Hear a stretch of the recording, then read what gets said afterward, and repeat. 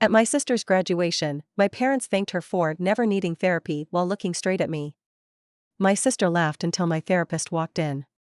My parents, Marie and Richard, were the couple who hosted 4th of July barbecues and brought casseroles to church potlucks. From the outside, they seemed perfect.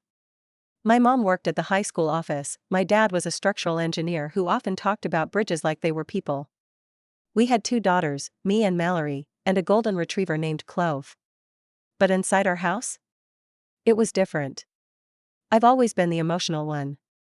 Or at least, that's what I was told. Sensitive. Dramatic. Prone to making things bigger than they are. When I was around 12, I started getting chest pains that turned out to be panic attacks. My parents chalked it up to puberty. Then to stress. Then to a need for attention. What they never admitted, what I've only really processed in therapy, is that I was reacting to something real. When I was 13, I overheard my dad on the phone in the garage. He was whispering. Saying things like, "I can't stop thinking about Saturday night." I listened for 15 minutes with my heart pounding. I didn't understand it all, but I understood enough. I told my mom. She blew up. Not at him, but at me. "You should have been asleep," she snapped. "You don't eavesdrop on people. You don't spy on your own father." Later that night, I heard them screaming. A vase broke. Mallory slept through all of it, literally. She was 8. That was the first time I was sent to therapy. I was in and out of therapy through high school, while Mallory blossomed. She was blonde, petite, always smiling in pictures. I was taller, awkward, always hiding behind a curtain of dark hair. She was the good one, the easy one. They'd say it at the dinner table. "Mallory's never any trouble," my mom would say, while glaring at me for rolling my eyes. "She just knows how to let things go," Dad would add. I remember once Mallory was caught sneaking wine from the fridge with her friends. I thought, finally, they'll treat her like a normal teen. Instead, they laughed. "At least she's not brooding in her room all day." Every time I had a panic episode, it became a family inconvenience. My mom would go quiet and cold. My dad would sigh and say, "Here we go again." Mallory stopped coming into my room at night like she used to. She didn't ask questions. She just floated away from me. I left for college at SUNY Cortland, about an hour away, and only came home for holidays. That's when I realized how differently we were treated. Every Christmas, Mallory got new tech, new clothes, spa gift cards. I got socks. One year, my parents gave me a self-help book with the note, "This reminded us of you." I started dating Julian my junior year of college. He was gentle and introverted, never the life of the party but always the one who walked me home if I was upset. We got married when I was 25.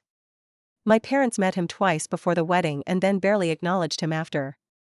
Mallory was at Cornell by then, thriving. She had an internship at a startup in Boston, a friend group that hiked and did group costume parties. She dated a guy named Darren whose parents owned a vineyard in Vermont. They skied together every winter. My mom called him a real catch and asked if they'd considered engagement. Meanwhile, my marriage crumbled quietly. Julian struggled with depression, but he refused to go to therapy. I tried everything: talks, couples counseling, giving him space, offering support. Nothing worked. I left after 2 years because I was drowning.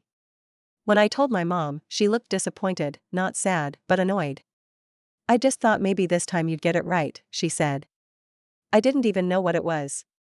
I returned to therapy after the divorce and started seeing Claire, a licensed therapist who, twist of fate, also happens to be a second cousin on my mom's side. We kept it professional, but there was something about having a therapist who knew the kind of family I came from that made everything hit deeper. Claire helped me unravel years of emotional neglect, double standards, and scapegoating. She helped me realize that I wasn't broken. I'd just spent 2 decades trying to make sense of people who refused to take responsibility. Around that time, I also decided to take a break from family events. For about a year, I didn't go to birthdays, skipped Thanksgiving, and told them I had work during Christmas. The space helped. I missed Mallory sometimes, but we hadn't been close in years. Then came her graduation. Mallory texted me the invite first, then called when I didn't respond right away. "It would mean a lot if you came," she said. "Just be there, okay?" I said I'd think about it. Then, a week later, I got an official invitation in the mail from my parents. It was ivory cardstock with gold lettering. Inside was a note: "We're proud to celebrate someone who's always kept her head up and never needed therapy to succeed." I sat with that card in my lap for 20 minutes. My face was burning. I considered not going. I wanted to throw it away. But I didn't. I showed up. The party was at a lakeside restaurant in downtown Ithaca, one of those places with $20 cocktails and a jazz band. The patio overlooked Cayuga Lake. Everything was beautiful. I wore a navy wrap dress and a fake smile. Mallory looked stunning, like she was posing for a bridal shoot. I didn't say much. I hugged her, said congratulations, and took my seat near the back. There were speeches. Her professor called her a brilliant mind and a kind spirit. Darren toasted her with some cringy joke about late-night study sessions. People laughed. Then my dad stood up. Champagne in hand, he smiled at the crowd. "We couldn't be prouder," he began. "Mallory has always been the kind of daughter who just figures things out. She's strong, focused, and most of all, she's never needed therapy to deal with life." The crowd chuckled. Then he looked directly at me. My mom chimed in, raising her glass. "Some people chase drama. Others rise above it." Mallory laughed, genuinely. Not even nervously. Just laughed. I froze. My ears rang. I felt that familiar clench in my chest. My fight-or-flight instincts kicked in. I nearly stood up and left. And that's when Claire walked in. She wasn't invited. But she had another event in the area and told me earlier in the week she might swing by if I needed a friendly face. I never thought she actually would. But there she was, tall, poised, walking across the patio like she belonged. My parents noticed her immediately. My mom stiffened. My dad's mouth twitched. Claire smiled politely. "Sorry I'm late. Just wanted to say congratulations." Mallory blinked, confused. "Wait, why is your therapist here?" I stood up. "She's also family," I said, my voice steady. "Which is more than I can say for some of the people here." A hush fell over the table. All eyes were on me. "I don't know why I came," I added. "Maybe I thought things would be different. Maybe I hoped for one moment where I wasn't the punchline." My dad opened his mouth. "Don't," I said. "You made your point." Then I left. Claire followed. We walked back to her car in silence, and I cried the moment the doors shut. She didn't say anything right away, which I was grateful for. I needed the silence. The hum of her car engine, the low jazz spilling faintly from the restaurant in the distance, it all felt like background noise to what was finally collapsing inside me. Claire waited until I stopped crying, or at least until I slowed down enough to breathe normally again. "You were brave," she said softly. "That was a long time coming."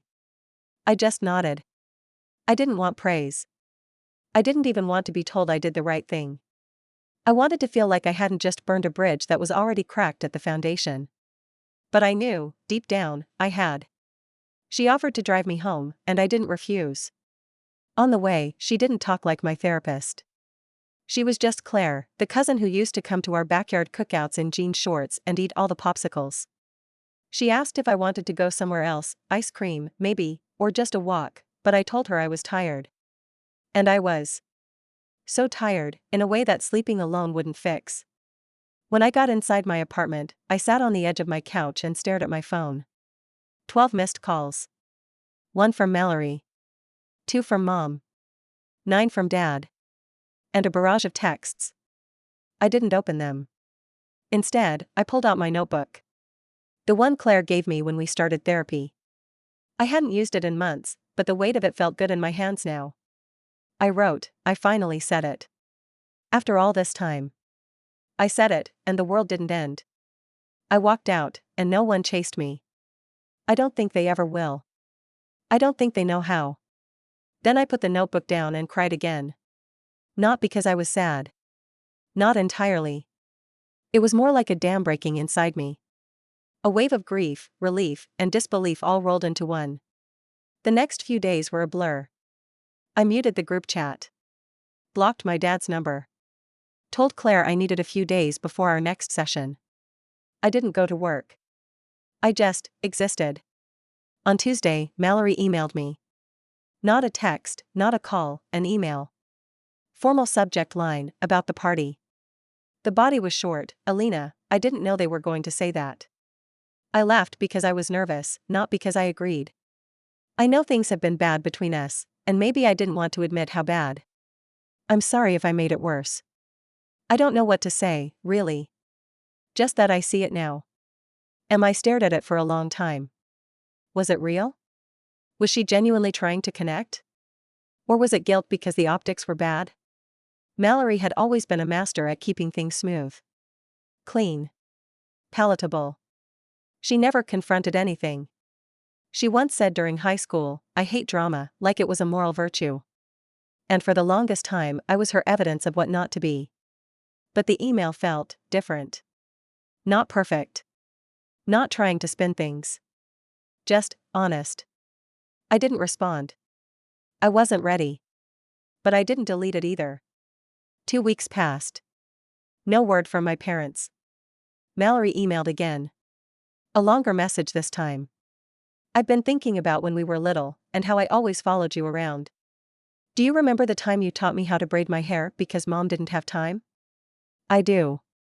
I've been thinking about that a lot lately. I don't know what it's like to be you. I never really tried to find out. But I'm trying now.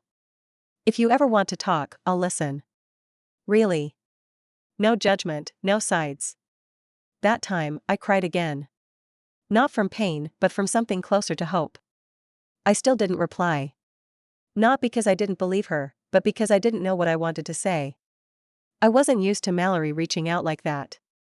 It felt like someone had finally started reading the chapters of my life I'd been writing in secret. Claire and I met again. She didn't ask about the emails, she waited for me to bring it up. I think she means it, I said, sitting across from her on the worn blue armchair in her office. I think so too, she said. But whether you engage with her, how you engage, that's your choice. You don't owe anyone your healing. I nodded. Part of me still wants mom and dad to say something. Anything. Not even an apology. Just acknowledgement. That's a very human thing to want. I didn't ask what to do. I already knew. My healing wasn't going to come with a tearful reunion or a family therapy session where we all cried and hugged it out. My parents had made it clear who I was in their eyes. That might never change. But Mallory, maybe she could. The next week, I finally sent a reply. I got your emails. Thank you. I don't know what this means for us yet, but I appreciate you saying something. I remember that braid too. I remember lots of things. Some good, some not. I'm open to talking. Slowly. As she responded 5 minutes later. I'll wait. As long as it takes. I wish I could say that fixed everything. It didn't. But it cracked something open. Something real. And once it cracked, the light started to come in. A few days after I replied to Mallory, I got another message from her. This time, it wasn't an email. It was a voice memo. I didn't listen to it right away. I let it sit there in my inbox, that little red notification bubble daring me to open it. Something about her voice felt more intimate, more vulnerable. It felt like hearing it might make everything more real, and I wasn't sure if I was ready for real. But eventually, late one night while I was brushing my teeth with the lights off, something I've done since childhood when I felt overwhelmed, I pressed play. Her voice cracked at the beginning. Hey. I thought maybe I'd try this instead of writing. I know I probably don't deserve a response right now, but I just wanted to say. I'm sorry again. Not just for that day.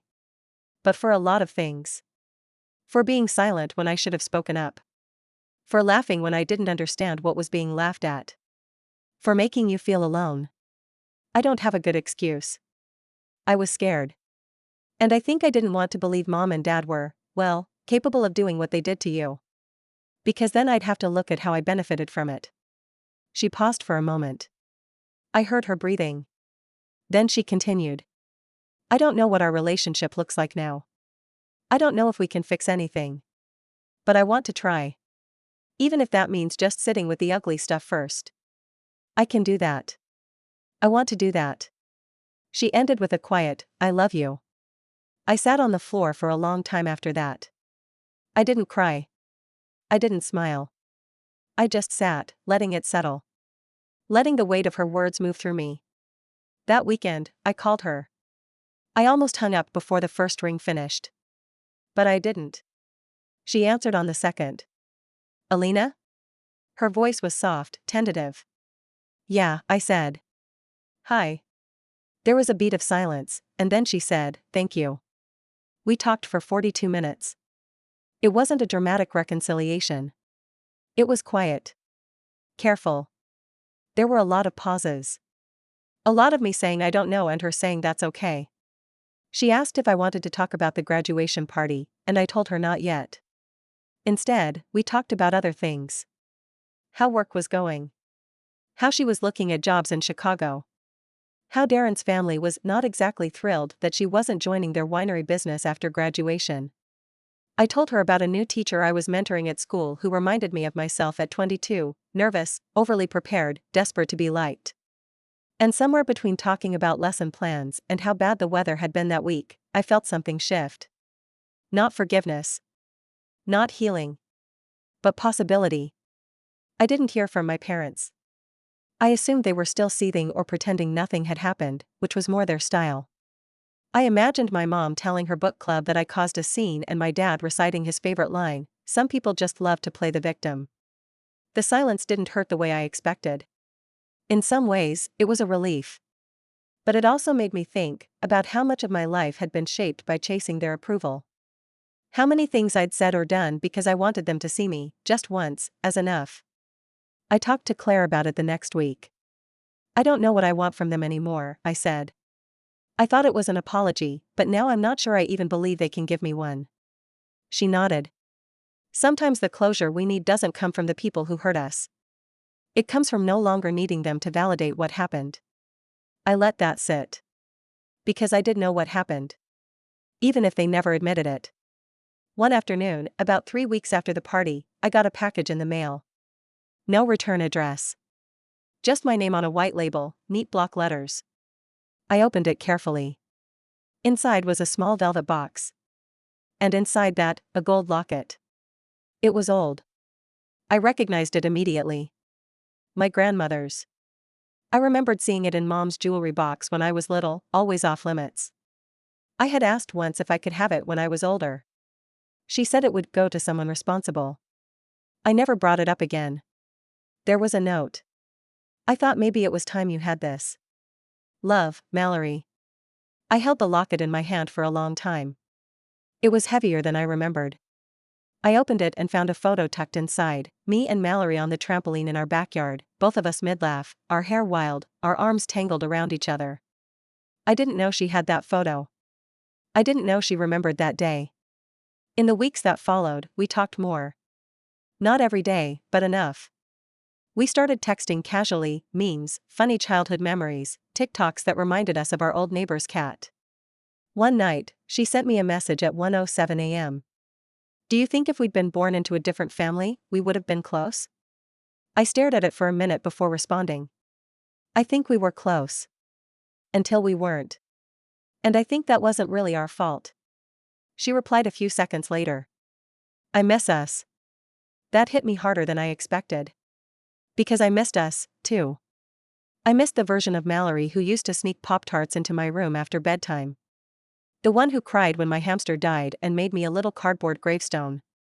The one who begged to borrow my clothes even when they didn't fit quite right. And maybe, just maybe, that version was still in there somewhere.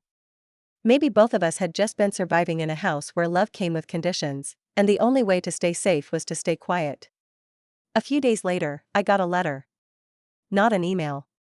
Not a text. A letter, in my dad's handwriting. My stomach flipped. I stared at the envelope for a full hour before opening it. Inside was one page. "Alina, we're sorry for how the party went.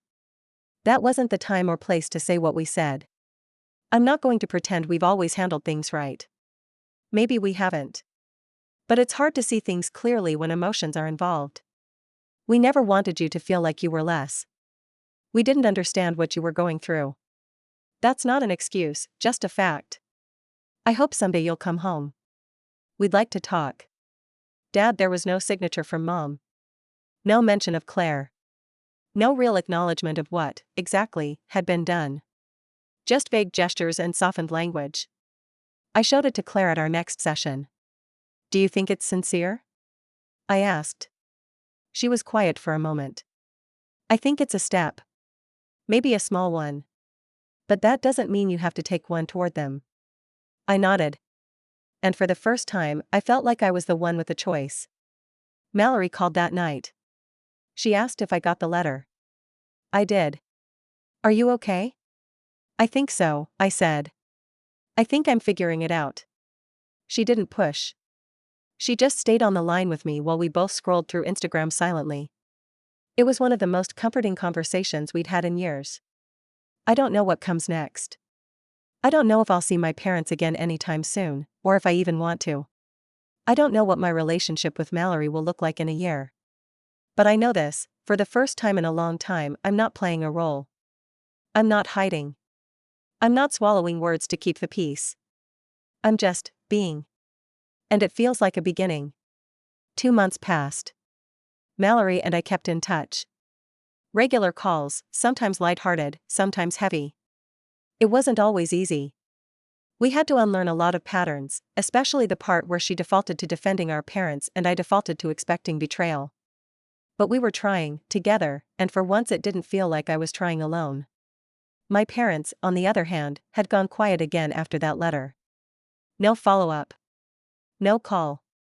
No second attempt. But I had an idea. It came to me after a particularly rough day at school. I was grading essays after hours, alone in the staff room, when a parent stormed in to complain about a grade. Their daughter had gotten a B+ and it was, apparently, a character assassination. As the parent ranted, I realized something. This woman sounded exactly like my mother. Confident in her ignorance. Loud in her wrongness. Convinced that being questioned was the same as being insulted. I went home that night and decided I was done waiting for closure. I was going to take it. I knew my parents were hosting their annual Labor Day party. They'd skipped it the year before due to some unfortunate family tension, a line my mom fed to the neighborhood gossip chain, I'm sure. But this year, they were back on schedule. The grill was coming out. The neighbors would be there. And the guest list, per tradition, would be posted on the fridge with sticky notes for potluck contributions. I called Mallory and asked her if she'd be there. She hesitated. I wasn't planning on it, I have an idea, I said. I want you to come. But I want to bring someone, too. Mallory paused. Claire? No, I said. Someone better. I spent the next 2 weeks planning. I wasn't looking for cruelty. I wasn't trying to humiliate anyone. I just wanted them to see me. All of me. On my own terms. Mallory was in. She even offered to handle logistics. Just say the word, she texted. And I'll back you all the way. So I RSVP'd to the party. And added one guest. The day of the party was warm and sticky. Classic upstate New York early September weather. I wore a sleeveless white jumpsuit, tied at the waist, with gold earrings and flats. Subtle. Polished. Unmissable. I pulled up to the house at 3 o'clock sharp, just as the party was kicking off. Mallory arrived 5 minutes later, right on cue. And a minute after that, she walked in. Dr. Helene Brooks. My old high school counselor. Now a published author. TEDx speaker. And the keynote at several regional education conferences. And, more importantly, the woman who knew exactly what my home life had been like. The woman who had tried to intervene years ago when I was spiraling in 10th grade and my parents tried to pull me out of therapy because it was making me worse. Helene had been my lifeline back then. Now she was my guest. We walked up the front steps together. My mom opened the door, beaming, until she saw Helene. Oh, she said, a smile faltering. You brought a friend. Helene Brooks, she said, extending her hand smoothly. We met once, I think? At a parent-teacher conference. Though you probably don't remember. My mom's smile twitched. Oh yes, of course. From the school. Actually, Helene said gently, Alina invited me because we're working together on a project. I'm helping her put together a workshop for teachers on childhood resilience and family systems. Her story is such a powerful example. I could see it, the way my mother's eyes flicked from Helene to me, to Mallory, who stood behind us nodding. Oh, Mom said again. Hope you don't mind, I said. I thought it might be nice to share some of my story with a few folks who knew us growing up. Just to help get the word out about the workshop. You're telling people about us, she said, low and sharp. I'm telling people about me, I said. And how I survived. And what I've learned. We made our rounds. I greeted neighbors. Thanked them for coming. Told them I was working on something new, something important. When they asked what I'd been up to, I told them the truth. I've been speaking about emotional abuse, I said. About what it's like growing up in a home that looks perfect from the outside but isn't. About what healing looks like when you're the kid everyone thinks is just difficult. People listened. Some nodded knowingly. Some looked uncomfortable. A few shared stories of their own kids or nieces or students who had always seemed too sensitive. Helene jumped in with language that made things digestible but still sharp. It's easy to miss the signs, she said at one point. Especially when one child is easy and another is emotional. We tend to label rather than look deeper.